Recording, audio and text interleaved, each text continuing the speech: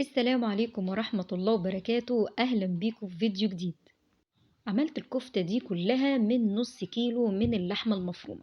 حطينا كده شوية حاجات، زودنا بيها كمية اللحمة المفرومة. عملت كده 25 كفتاية زي ما انتم شايفين. اللي في الصينية ده كده وجبة الغدا بتاعتنا النهاردة، واللي في الطبق ده كده هحتفظ بيه في الفريزر.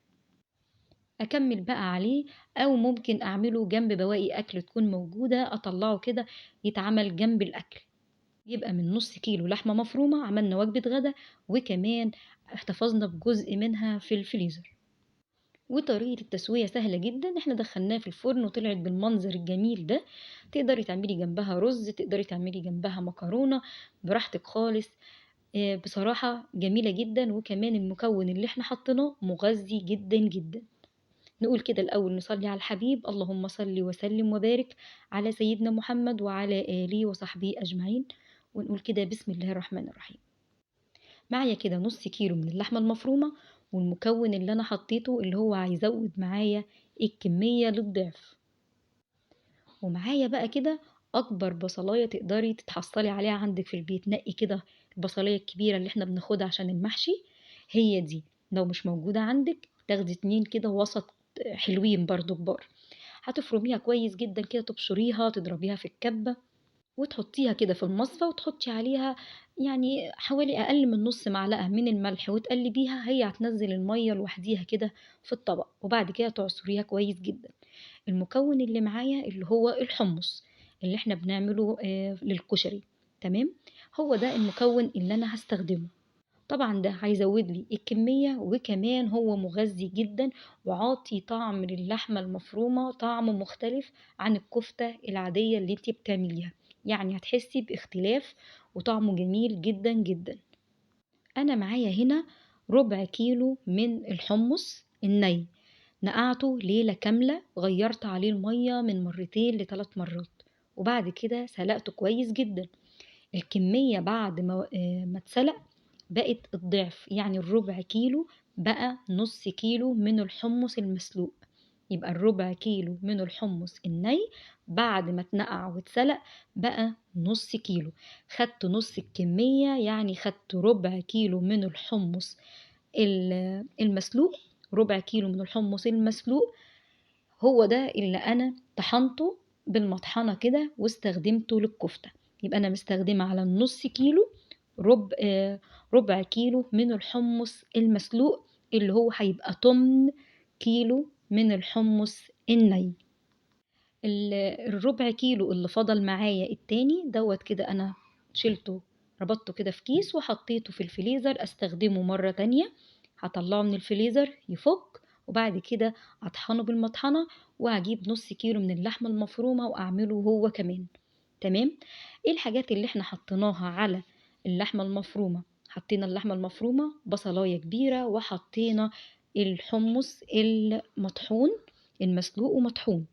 وحطينا بقى البهارات اللي احنا هنحطها. حطينا معلقتين صغيرين مليانين من الملح، ومعلقة صغيرة ممسوحة من الفلفل الأسمر، وحطينا معلقة صغيرة مليانة من بهارات الكفتة. هنا الجزء اللي هو فيه البهارات، هو الجزء دوت من التصوير اتمسح. تمام، احنا حطينا ملح، الفلفل، وبهارات الكفتة. لو ما عندكيش بهارات كفتة هتحطي السبع بهارات. تمام.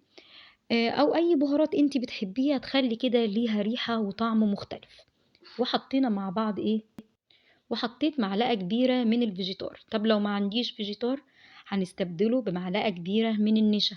مفيش نشا يبقى معلقة كبيرة من البقسماط. لو ما عندكيش بقسماط، رغيف عيش كده فينو باقي من الأولاد، حمصيه كده في الفرن وطحنيه كويس جدا، ومنخليه كده بالمنخل عشان يبقى ناعم، وهتاخدي منه معلقة كبيرة. مفيش معلقة كبيرة من الدقيق الأبيض. خلاص، أنا استخدمت معلقة كبيرة من الفيجيتار. مفيش فيجيتار هيبقى نشا، مفيش نشا بقسماط، مفيش بقسماط دقيق. الحاجات دي مش هحطها مع بعض، ده او ده او ده. الحاجات دي بتزود كمية اللحمة المفرومة معايا. خلاص، بس بتخليها تبقى مكتومة. تطلعها معاكي تبقى مكتومة كده، ما بتبقاش حلوة. طب ايه اللي يخليها هشة وطرية؟ آه معلقة صغيرة مليانة من البيكنج باودر. خلاص، أي نوع عندك بقى، كيك شيف، بيكنج باودر، أي حاجة، المهم بيكنج باودر. هنحط معلقة صغيرة ممسوحة عشان حطينا الفيجيتار. خلاص، كل الكلام ده هيتعجن كويس جدا زي ما انتوا شايفينها طالعة ناعمة قوي. خلاص، يعني لو مش تقدري تعمليها بإيدك يبقى مثلا بالكبة، حطيها كلها في الكبة واديها كده طحنتين كده، هتطلع معاكي بالمنظر ده. بس انتي لو عجنتيها كويس مش هتحتاج معاكي ولا كبة ولا حاجة. لازم تبقى معاكي كده، تحسي كده ان هي تبقى فيها خيوط. تمام، يبقى كده اتعجنت معاكي كويس وكل حاجة دابت كده مع بعضها، يبقى الدنيا معاكي تمام. ودوق الملح بتاعك يبقى مظبوط، حاولي ما تكتريش الملح عشان يبقى الملح معاكي مظبوط. خلاص، وبعد كده بنسيبها كده نص ساعة في التلاجة ترتاح شوية عشان اقدر ان انا اشكلها زي ما انتوا شايفينها، طالعة جميلة جدا. العجنة بتاعتها حلوة جدا جدا. انا جربت في الكفتة اللي انا ازودها بكذا طريقة، بجد احلى طريقة هي الحمص. كل حاجة وليها طعم مختلف. تمام، بس الحمص انا حبيتها اكتر. العجنة بتاعتها حلوة وكمان طعمها جميل جدا، والحمص طبعا مفيد جدا جدا. مية البصل انا برضو شلتها مع اللحمة في التلاجة، يعني حطيت اللحمة كده، غطيتها كده بكيس ودخلتها في التلاجة عشان ترتاح. والمية البصل حطيت لها رشة بسيطة جدا من الملح والفلفل، ودخلتها هي كمان التلاجة عبال ما عملت كده شوية مكرونة وشوية بطاطس محمرة وظبطت الكلام. ابتديت بعد كده اللي انا اطلع، بدهن كده الاسياخ الخشب من مية البصل، وبعمل كده الكفتة بالطريقة دي. ما عندكيش أسياخ خشب، بمعلقة، امسكي كده المعلقة واعمليها بنفس الطريقة.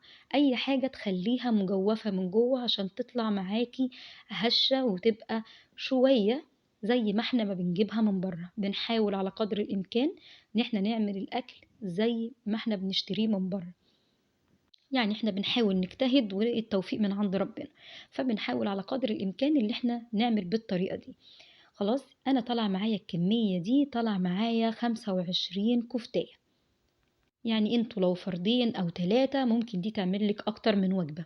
تمام، تقدري طبعا تقسميها بالتقسيمة اللي تريحك، تشيلي منها كده في الفريزر. مش بكتر الحاجة، يعني كل واحد من 2 ل3 حلوة قوي مبلوعة. على اساس ان احنا نحاول ان احنا نظبط الميزانية. فالنص كيلو من اللحمة المفرومة عمل معايا الكمية دي كلها. انا حقيقي معرفش الحمص بكام، يعني هل غالي او رخيص انا معرفش. انا الحمص ده كان موجود عندي كده في الدرج بتاع التلاجة. انا بحتفظ بالحاجات دي كده، ايه يعني، خلاص انا جايبة كمية اشتغلت بيها، فضل حبة بربط واحط في درج التلاجة لاني انا بخاف من السخونية بتاعة المطبخ. فلما دعبست كده في الدرج لقيت الحمص فقلت اعمل بيه الكفتة، وطلعت جميلة زي ما انتوا شايفينها كده. وبألف هنا وشفا على اللي يجربها، وياريت تجربوها بجد جميلة جدا. والسلام عليكم ورحمة الله وبركاته.